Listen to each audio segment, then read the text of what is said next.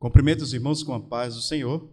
Graças a Deus por tudo que o Senhor tem nos concedido até o momento, diante de tantas adversidades. Cremos que Deus está acima de todas as coisas e com Ele está o controle de tudo. Bendito seja o nome do Senhor. Hoje vamos estudar mais uma lição, precisamente a quinta lição desse trimestre, que tem como título Libertos do Pecado para uma Nova Vida em Cristo Jesus. Graças a Deus por isso. Vamos então agradecer ao Senhor, orar, agradecendo a Deus por tudo, pedindo a Ele graça, força e misericórdia, porque nós sabemos que os dias são difíceis, mas a igreja, ela permanece caminhando, estudando a palavra, meditando na palavra do Senhor, fazendo com que esses dias tão difíceis se tornem dias mais tranquilos, principalmente porque o Senhor Jesus está no barco. Vamos orar em nome do Senhor Jesus, para que possamos iniciar o estudo bíblico desta noite. Nesta oração eu peço que vocês orem pelas pessoas amigas que vocês conhecem, que estão passando por momentos difíceis. Orem também pelos irmãos em Cristo e orem pelo ministério da igreja, pelo nosso Brasil, para que o Senhor seja misericordioso conosco. Oremos em nome do Senhor. Justo e soberano Deus, Pai amado, Senhor bendito, nós te apresentamos, Senhor, as pessoas amigas, a tua igreja, apresentamos, Senhor, o ministério da tua igreja e também, Senhor, apresentamos o nosso país. Deus eterno, Deus soberano, continua, Senhor, nos ajudando, nos dando forças, graças, para que em teu santo nome, Senhor, nós possamos continuar ensinando a tua palavra e trazendo o entendimento e a compreensão da tua vontade neste mundo. Ó Pai amado, Pai bendito, nós te pedimos e te agradecemos, e no nome do teu Filho Jesus, aquele que vive e reina para todos sempre. Amém. Graças a Deus por tudo que o Senhor tem nos concedido.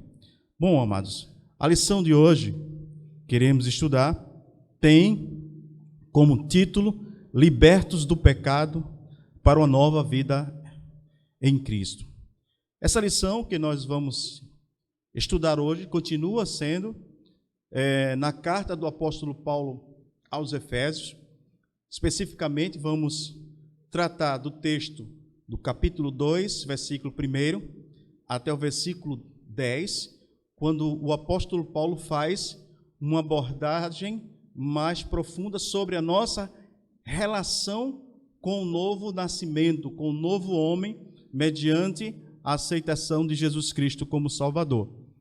O texto áureo da lição, que está na carta aos Efésios, capítulo 2, versículo 4 e 5, diz: Mas Deus, que é riquíssimo em misericórdia, pelo seu muito amor, com que nos amou, estando nós ainda mortos em nossas ofensas, nos vivificando juntamente com Cristo.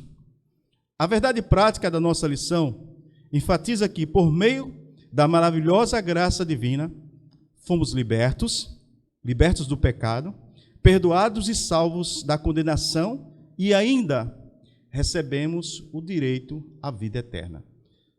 Bom, o objetivo geral da nossa lição, ele revelar que a graça salvadora de Cristo nos garante a vida eterna. Os objetivos específicos evidenciam o propósito de refletir sobre a nossa natureza pecaminosa, explicar que fomos vivificados pela graça de Deus e informar que a nossa salvação vem de Deus e não das obras. O texto bíblico é na carta do apóstolo Paulo aos Efésios, está na carta do apóstolo Paulo aos Efésios, capítulo 2, versículo 1 ao versículo 10. E eu peço a você que, se for possível, abra sua Bíblia, acompanhe a leitura bíblica, para que você possa compreender o texto de uma maneira clara e entender como o apóstolo Paulo ele evidencia essa nova natureza, essa nova relação que nós passamos a ter com Deus a partir do novo nascimento. O texto bíblico diz, Efésios capítulo 2, versículo 1: E vos vivificou, estando vós mortos em ofensas e pecados, e que, noutro tempo, andaste segundo o curso deste mundo, segundo o príncipe das potestades do ar, do espírito que agora opera nos filhos da desobediência, entre os quais todos nós também, antes, andávamos nos desejos da nossa carne, fazendo a vontade da carne e dos pensamentos, e éramos por natureza filhos da ira, como os outros também. Mas Deus, que é riquíssimo em misericórdia, pelo seu muito amor com que nos amou, estando nós ainda mortos em nossas ofensas, nos vivificou com Cristo, pela graça sois salvos, e nos ressuscitou juntamente com ele, e nos fez assentar nos lugares celestiais em Cristo Jesus, para mostrar nos séculos vindouros as abundantes riquezas da sua graça, pela sua benignidade para conosco em Cristo Jesus. Porque pela graça sois salvos, por meio da fé. Isso não vem de vós, é dom de Deus. Não vem das obras, para que ninguém se glorie, porque somos feituras suas, criados em Jesus Cristo para boas obras, as quais Deus preparou para que andássemos nela. Graças a Deus pela leitura maravilhosa na carta do apóstolo Paulo aos Efésios, que iremos estudar a partir desse momento. O propósito dessa lição é preparar os santos para entender a grandiosidade do Evangelho, em compreender a dispensação de Deus na plenitude dos tempos, compreender como o Espírito Santo de Deus ele opera em nossas vidas por meio da palavra, mediante o novo nascimento. Glória seja dada o nome do Senhor. O ponto central da nossa lição é mostrar a graça salvadora que nos garante a vida eterna.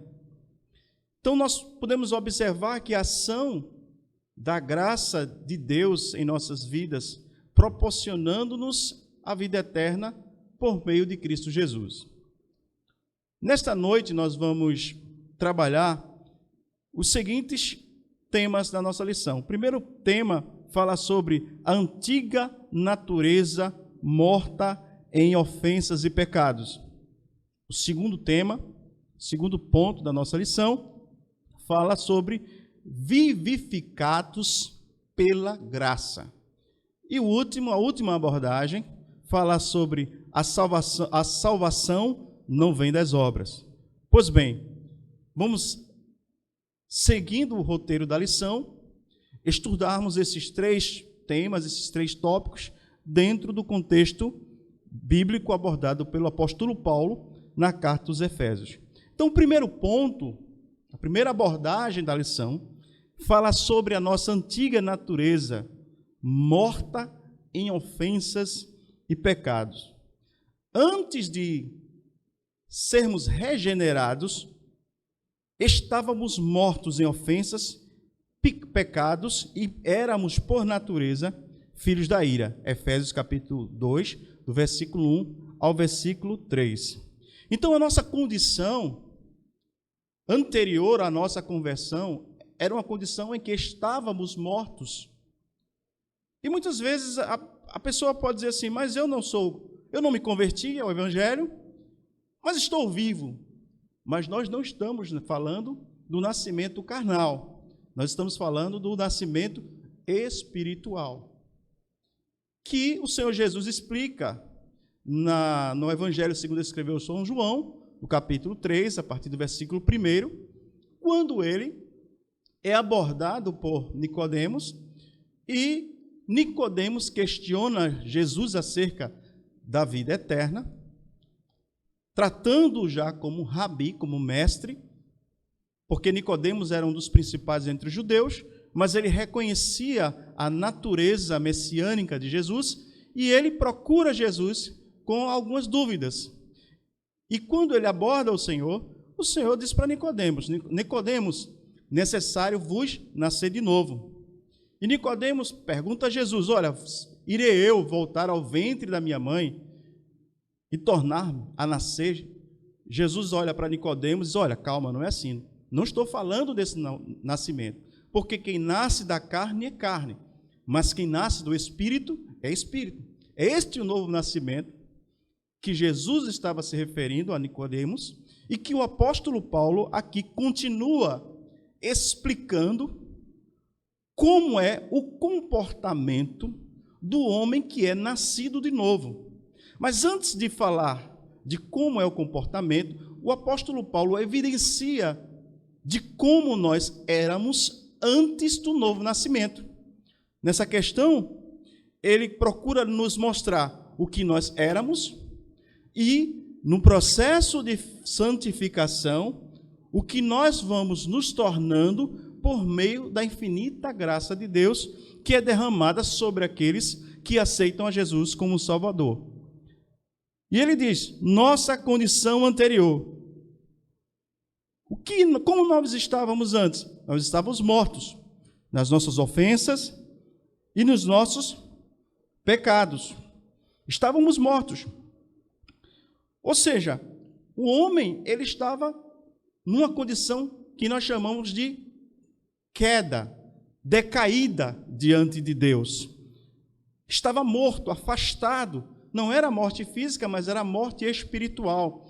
E a morte espiritual é o afastamento do homem de Deus por razão da introdução do pecado no mundo. Então, o pecado, ele faz a separação do homem de Deus, e isso proporciona o homem numa condição de morto espiritualmente. E o apóstolo Paulo, ele enfatiza essa morte espiritual, de forma que, quando nós aceitamos a Jesus Cristo, o nosso espírito que estava morto, ele agora passa a ter vida. Por quê? Porque agora ele começa a ter uma relação diferente com Deus, por meio do sacrifício de Jesus e a ação do Espírito Santo na vida do homem, trazendo-o a uma condição diferenciada, diferente da que ele tinha anteriormente. Então, simplificando, a nossa condição anterior é que nós estávamos mortos em nossos pecados e nossos delitos. E o que eram esses pecados e os nossos delitos que não nos davam a condição de ter comunhão com Deus? No versículo 1, ele fala,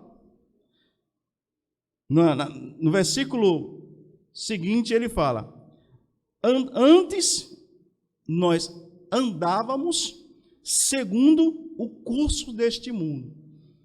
E aí o apóstolo Paulo faz uma analogia quando ele compara a conduta mundana como uma forma de andar. Bendito seja o nome do Senhor.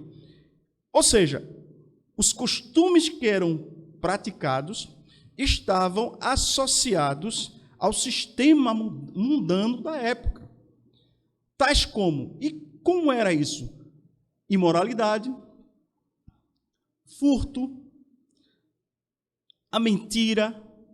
Isto era uma prática normal entre as pessoas que não tinham provado do novo nascimento.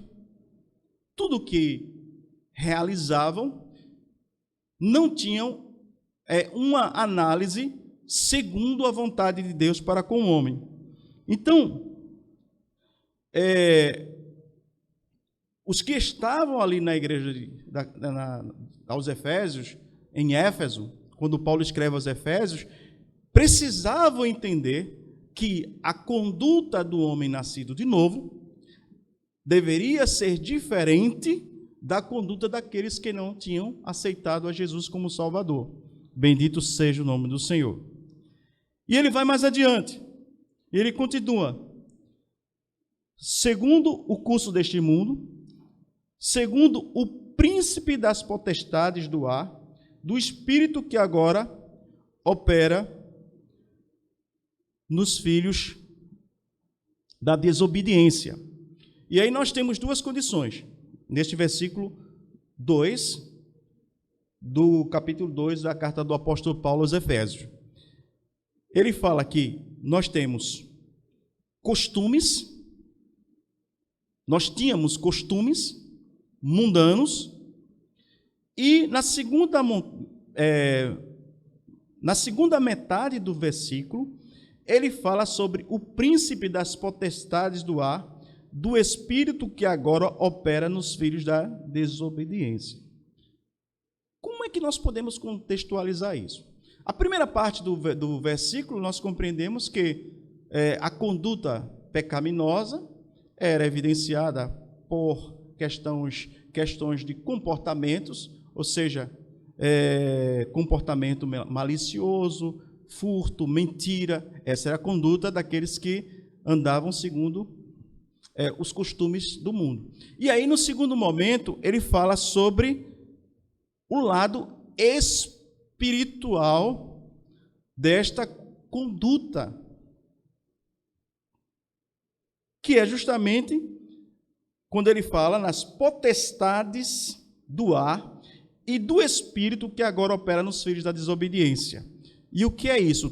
Trazendo para os nossos dias, são as ideologias que não estão fundamentadas nos princípios bíblicos. Hoje nós temos muitas pessoas que pensam e criam ideologias, criam conceitos, embasam as suas ações em cima desses princípios, desses conceitos, dessas ideologias que essas pessoas criam e dizem que está tudo bem. Mas parte dessas ideologias, elas são influenciadas pelo príncipe das potestades do ar. E quem é esse príncipe das potestades do ar? É o próprio Satanás. Ele permeia a sociedade com ideologias que vão contra o crescimento da igreja. Ele permeia a sociedade com conceitos, com teorias que vão se opondo aos princípios do Evangelho. Isso era muito comum na cidade de Éfeso, porque se tratava de uma cidade onde tinha uma cultura grego-romana, em que a idolatria, no sistema que gerenciava, que governava aquela cidade, a idolatria estava inserida nos contextos sociais, nas decisões de um modo geral. Então, nessa situação, nós observamos que o apóstolo Paulo nos adverte com relação à conduta, não somente à conduta, mas principalmente a essas ideologias que são, digamos assim, o combustível para produzir em nós uma conduta que não esteja de acordo com a vontade de Deus. E é por isso que é importante estudarmos a Bíblia, para que possamos ir limpando a nossa mente dessas ideologias, trazendo a vontade de Deus para o centro, bendito seja o nome do Senhor, para o centro da nossa vontade. Porque o apóstolo Paulo continua no versículo 3, falando que nós hoje, antes, ou seja, ele faz uma ênfase, antes andávamos nos desejos da nossa carne. Ou seja, o nosso proceder, a nossa conduta estava baseada no homem carnal, que, de certa forma, se contrapõe ao homem espiritual. E como resultado dessa nossa conduta, carnal, nós, consequentemente, éramos filhos da ira. Bendito seja o nome do Senhor. Desprovidos do favor divino. E aí vem uma questão muito interessante, que quando o apóstolo Paulo fala que nós éramos filhos da ira, ele está dizendo que nós éramos filhos da ira, porque estávamos desprovidos da graça de Deus. Bendito seja o nome do Senhor. Porque a nossa condição diante de Deus era caótica. Éramos escravos do pecado e estávamos condenados à perdição e à morte eterna. Esta era a nossa condição. Esta era a nossa situação diante de Deus. Estávamos condenados à morte eterna, ou seja, estávamos condenados a ficar eternamente separados da presença de Deus. E aí, na segunda abordagem, que é o segundo ponto da nossa lição, fala que nós somos vivificados pela graça. Efésios capítulo 2, do versículo 4 ao versículo 5. E ele diz que um ato de bondade e de misericórdia de Deus nos alcançou por meio do seu Filho Jesus. Mesmo nós estamos mortos em nossos delitos e nossos pecados, Deus ainda assim nos amou e nos vivificou. Glória a Deus por isso. E aí, por meio da misericórdia de Deus, nós fomos vivificados. Bendito seja o nome do Senhor.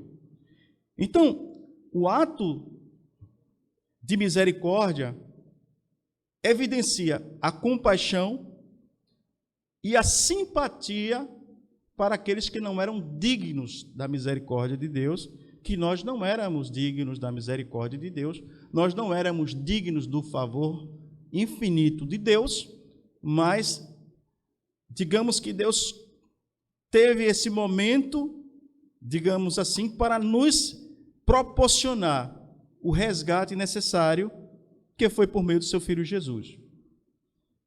Então, vejam só, nós estávamos mortos, agora nós fomos vivificados por sua graça. Ou seja, Deus nos vivifica por meio de Cristo Jesus. Ele nos traz a vida, ou seja, que vida é essa? É a vida espiritual. Nós antes estávamos mortos e agora somos vivificados pela graça de Deus, por meio de Cristo Jesus. E aí, tem um ponto bem interessante que eu gostaria de enfatizar, que é quando nós falamos, quando o apóstolo Paulo, ele fala que éramos, por natureza, filhos da ira. E aí tem um ponto interessante que é bom a gente enfatizar. Que ira é esta? Porque muitas pessoas enfatizam que é a ira de Deus como uma ação esmagadora de Deus sobre o homem pecador. E o texto, ele fala de misericórdia de Deus para o homem que está numa condição de pecado, para o homem que está numa condição de, digamos assim, abandono. Então Deus faz este acolhimento, porque a ira que o texto fala é justamente uma vida onde a graça de Deus não encontra lugar para interagir. Esta é a ira de Deus, é a ausência da graça. Quando a graça de Deus não encontra lugar no coração do homem para agir. Eu fico imaginando que a graça de Deus, fazer uma analogia, é como uma proteção para o homem em um ambiente hostil. Por quê? Com o advento do pecado, com a entrada do pecado no contexto humano, o mundo tornou-se hostil. E com o processo de queda, ou seja, o processo de afastamento do homem da vontade de Deus, foi o colocando em uma condição mais hostil ainda. Imagine um soldado que vai entrar numa batalha, e quando ele vai entrar numa batalha, que um campo de guerra é um ambiente hostil, onde a vida pode ser ceifada a qualquer momento, e esse soldado entra no campo de batalha sem nenhuma proteção, sem nenhuma arma, sem nenhum capacete, sem colete, sem sandálias, sem nenhuma proteção. Então, se ele entra nesse campo de batalha sem proteção, ele vai morrer facilmente. Mas, quando ele entra no campo de batalha com os equipamentos de proteção, com as armas adequadas, ele tem a probabilidade de sair desse campo de batalha ileso, sem nenhuma sequela física. E é isso que entra o conceito de graça. A graça é o favor de Deus para o homem que está no campo de batalha. Um campo onde o pecado vai intensificando mais a hostilidade do ambiente em que o homem está. E quando Deus voluntariamente entregou o seu Filho Jesus para a remissão dos nossos pecados, Ele nos concede gratuitamente o equipamento de proteção, os recursos necessários para que nós possamos caminhar por este mundo, que é o campo de batalha, influenciado pelas ações do pecado, pelas ideologias que são forjadas pelo príncipe das trevas, e nós assim consigamos passar por esse campo de batalha sem sofrer a lesão que causaria morte. Então a graça é o instrumento de Deus para que nós possamos suportar essas adversidades e vencer. E a ira de Deus é a ausência da graça de Deus nesse ambiente hostil. Então nós fomos vivificados por esta graça, que é o favor imerecido.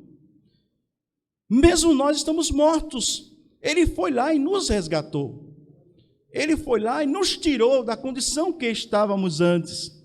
E fomos alcançados por essa graça, pela riquíssima misericórdia de Deus.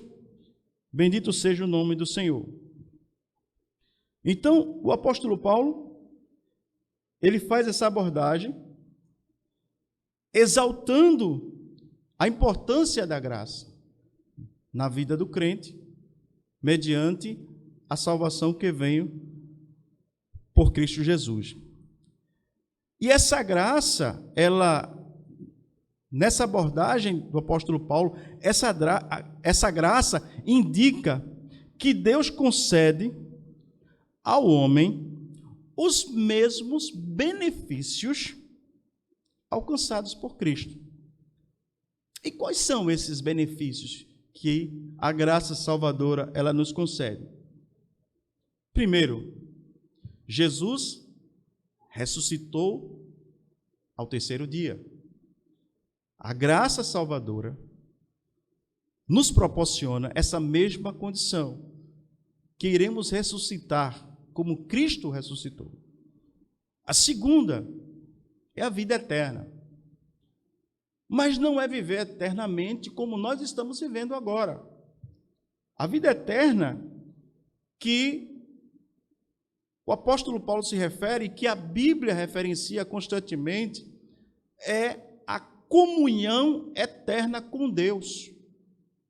A comunhão que foi perdida lá no Jardim do Éden, porque quando Paulo escreve aos Romanos, ele evidencia que por um homem o pecado entrou no mundo, a saber, Adão, e por um homem o pecado foi expurgado do mundo, a saber, Jesus Cristo.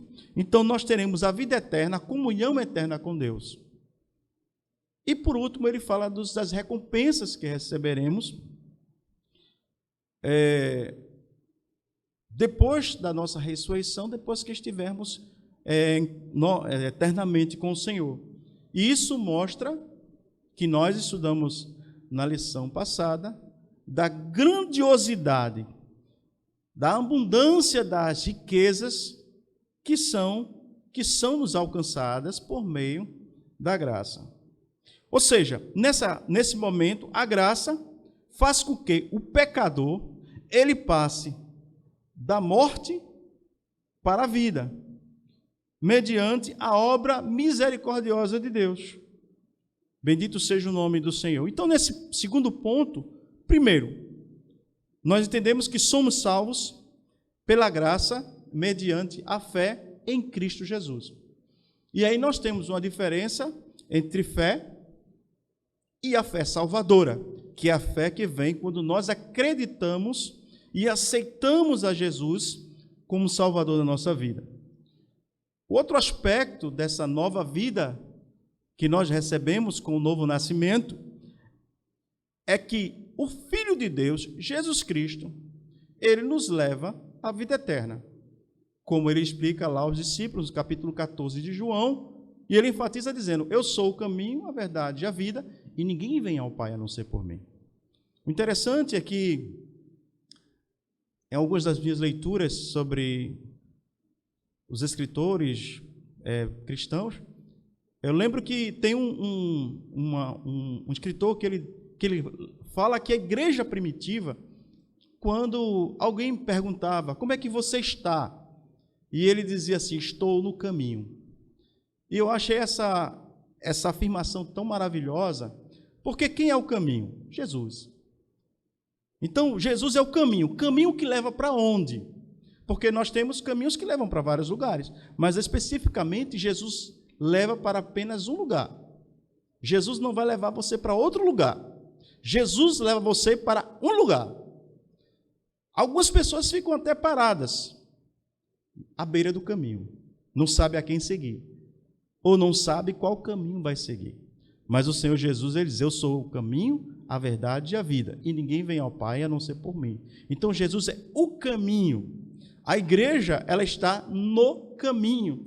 O crente está no caminho. E quem é o caminho? Jesus Cristo. Ele é o caminho. Então, o terceiro ponto desse comentário é que, sem fé, não podemos agradar a Deus.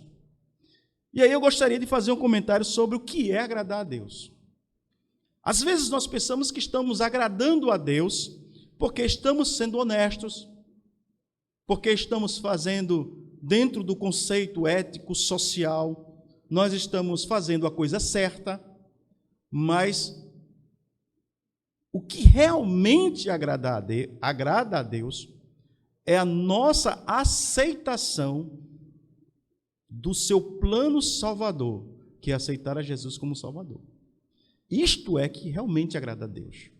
Isso é que enche, digamos assim, usando conceitos humanos, isso é que enche o coração de Deus de alegria, quando alguém que está distante do caminho, está fora do caminho, vem para o caminho. Bendito seja o nome do Senhor. E a última abordagem desse ponto é que a fé é uma atitude do livre-arbítrio, porque tem um fato interessante. Nós falamos sobre livre-arbítrio, mas a fé salvadora ativa um componente do nosso livre-arbítrio que nos condiciona a aceitarmos a Jesus como Salvador. Porque a Bíblia diz que a fé vem pelo ouvir, e o ouvir é a palavra de Deus. Então, quando nós ouvimos a mensagem do Evangelho, quando nós cremos no plano salvador de Deus, nós ouvimos a fé salvadora, ela começa a crescer em nosso interior. E essa fé começa a produzir em nós o despertamento desse conceito de livre-arbítrio que conduz o homem à presença de Deus. Bendito seja o nome do Senhor. Então, meus amados amigos, irmãos em Cristo, nós compreendemos que a vontade de Deus é que todo homem possa chegar ao entendimento da sua palavra, desprovido justamente dos pensamentos, das ideologias, dos conceitos que são forjados pelo príncipe deste mundo. Bendito seja o nome do Senhor Jesus. Bom, e chegamos ao último ponto da nossa lição, que é o terceiro ponto, que fala que a salvação não vem das obras. E aí vem uma certa discussão que alguns acreditam que as obras justificam o homem. E quando eu falo justificar, é tornar o homem justo diante de Deus. Mas as obras, elas não justificam o homem. Russell Shedd fala que fé é o meio, o canal, o caminho. É a forma que o homem ativa esse livre-arbítrio para aceitar a Jesus como Salvador. E a obra é um dom. As obras, as boas obras, é uma consequência daquele que aceitaram a Jesus como Salvador. Bendito seja o nome do Senhor. Então, nesse terceiro ponto da nossa lição, nós observamos que a graça é o meio da salvação. Nós somos salvos pela graça. Bendito seja o nome do Senhor. Nós somos libertos pela graça. Não depende de um esforço humano. Quando eu falo esforço humano, é que você pode até dizer assim, olha, se eu me sacrificar, eu vou obter a salvação. Se eu for uma boa pessoa, eu vou obter a salvação. Ah, mas se eu fizer isso, eu vou obter a salvação. E aí, eu venho e trago você a refletir no momento da crucificação, quando Jesus estava pendurado na cruz do Calvário. E ao seu lado haviam dois ladrões. E alguns dizem o bom ladrão, mas não existe bom ladrão. A Bíblia diz que o ladrão vem matar, roubar e destruir. Então, os dois estavam na mesma condição diante de Deus, desprovidos da graça. Eles não tinham tempo de descer da cruz e fazer boas obras para obterem a salvação. Não havia condição. Mas um olha para Jesus e começa a proferir palavras que são palavras denigrantes, que vêm a denigrir o contexto. Mas o outro olha para Jesus e diz assim, Senhor, tem... Aí é o interessante que o Espírito Santo, ele vai operando na mente do crente. Ele vai operando na mente da pessoa. Ele vai operando na mente daquelas pessoas que não aceitaram a Jesus como Salvador. E aquele homem, ele diz assim, Senhor, lembra-te de mim quando entrares no teu reino. Esse homem não teve a oportunidade de fazer boas obras, mas a mente dele, o entendimento dele, chegou ao ponto de reconhecer a Jesus como Salvador. E ali, na cruz do Calvário, Jesus prestes a ser morto, ele faz ao homem uma declaração maravilhosa. Ele diz assim: hoje mesmo estarás comigo no paraíso. Ali a graça de Deus entra em cena. A misericórdia de Deus entra em cena e resgata aquele homem. Bendito seja o nome do Senhor. Isso nos leva a pensar que a graça de Deus ela é atemporal. E o que é a graça atemporal? Jesus falou sobre isso, não usando esse termo, mas a graça de Deus ela age no tempo de Deus.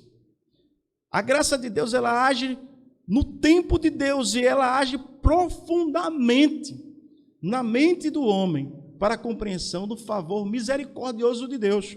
Bendito seja o nome do Senhor.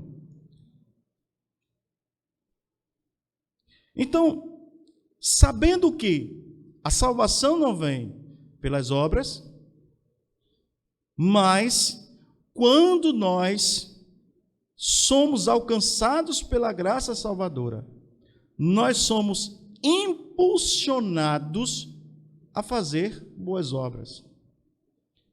Ao contrário do que muita gente pensa, as boas obras, elas não são apenas, entendam, socorrer uma pessoa que está em uma situação de vulnerabilidade social. Não é apenas isso. As boas obras, elas são evidentes em todos os aspectos da nossa vida. Porque existem as pessoas que estão desprovidas economicamente, que nós procuramos assistir, mas também tem a nossa conduta diante da sociedade. Quando nós produzimos nas outras pessoas a vontade e o desejo de conhecer a Deus. Porque quando você socorre uma pessoa que está necessitada, você está atendendo ela nessa, digamos assim, nessa dimensão de vida. Mas quando você, além de assistir essa pessoa socialmente, com algum alimento, com alguma roupa, você leva a mensagem do Evangelho e a graça salvadora chega a esta pessoa, você está promovendo para aquela pessoa fisicamente, socialmente, e também está promovendo para ela a condição de viver eternamente com Deus, de desfrutar da mesma riqueza espiritual que nós desfrutamos.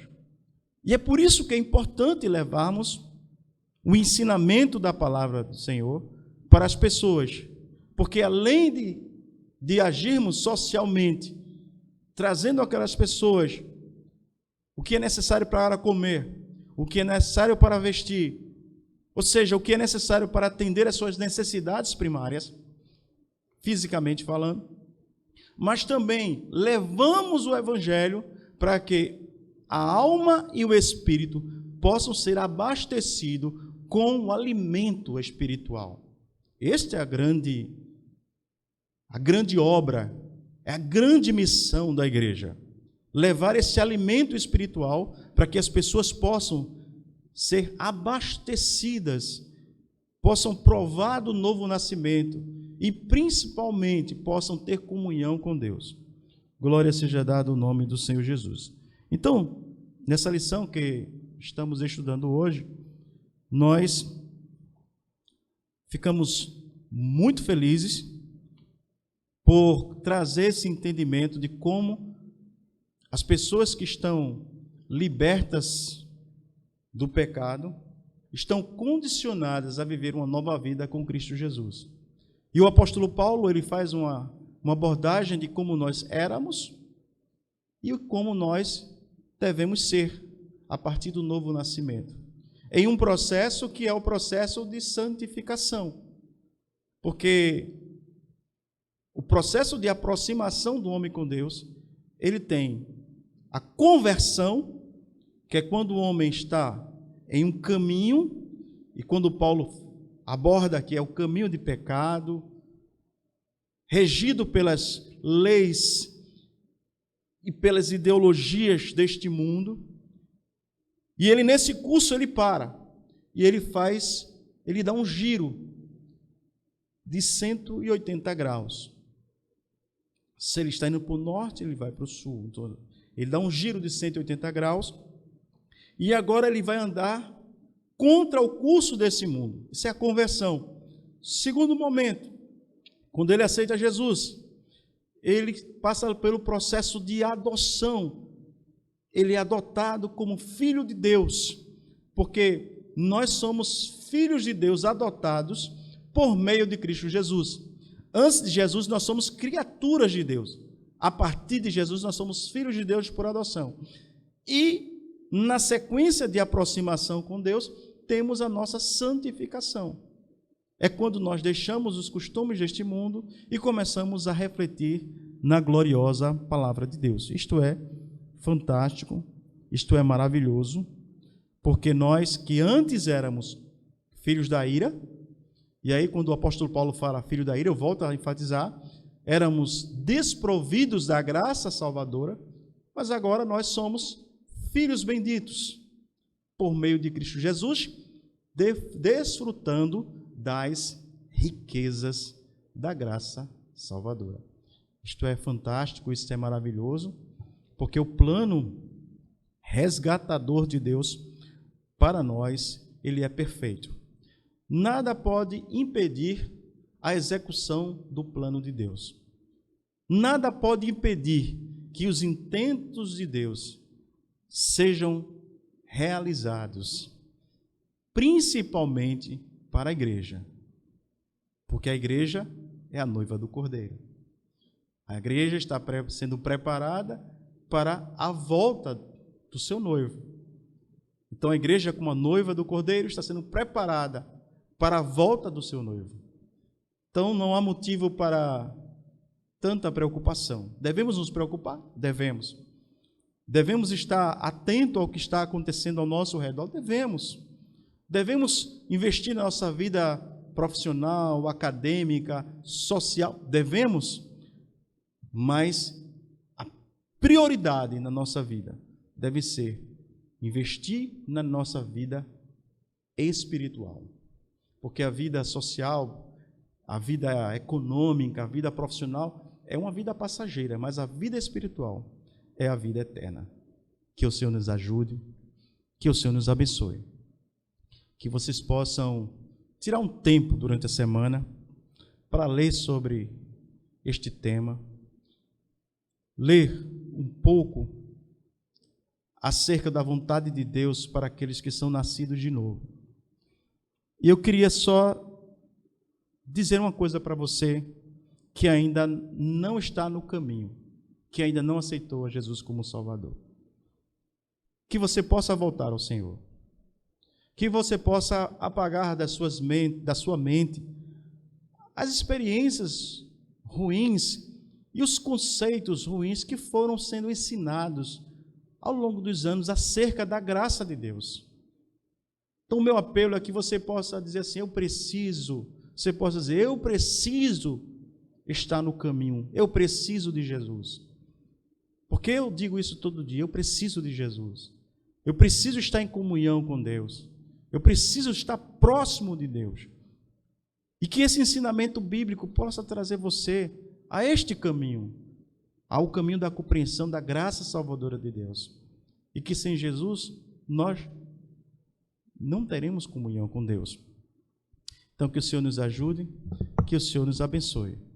Peço a vocês que se inscrevam no canal da Igreja Assembleia de Deus em Sítio Lira, para que nós possamos continuar trazendo essa mensagem de esperança, não somente os trabalhos da Escola Bíblica Dominical, mas também o trabalho do Círculo de Oração, Círculo de Oração Infantil, culto de doutrina, o culto no sábado. Não perca tempo. Abra sua casa para a mensagem da Palavra de Deus. Abra sua vida para a mensagem da Palavra de Deus.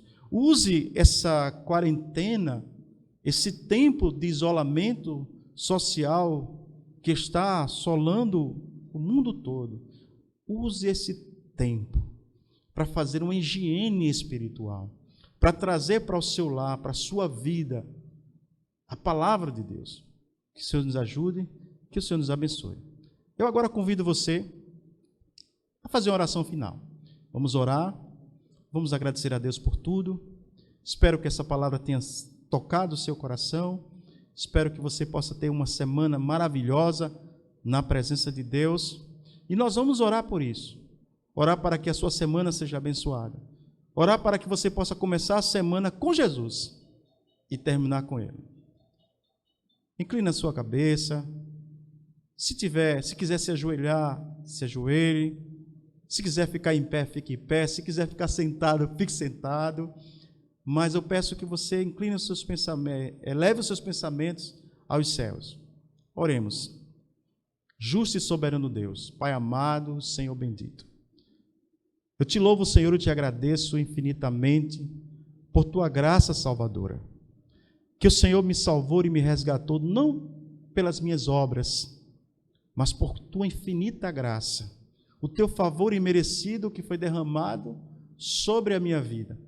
Pai amado, eu apresento nesta oração as famílias, Senhor, que estão reunidas. Há muitos lares que não há paz, que não há tranquilidade, que não há uma palavra de ânimo, mas eu acredito, Senhor, que a tua palavra, ela está entrando nos lares, está entrando nos corações, está promovendo mudanças na vida das pessoas, onde as pessoas estão parando para ouvir a tua palavra. E assim eu te louvo, Senhor, porque a tua graça, ela transborda em nossas vidas e alcança vidas e mais vidas. Pai, eu te louvo pela oportunidade. Abençoa a vida dos seus filhos que estão ouvindo essa mensagem. Que esta semana que termina, Senhor, seja uma semana de bênçãos. E que esta semana que começa, Senhor, esse mês que se inicia, possa ser um ano de bênção, de livramentos.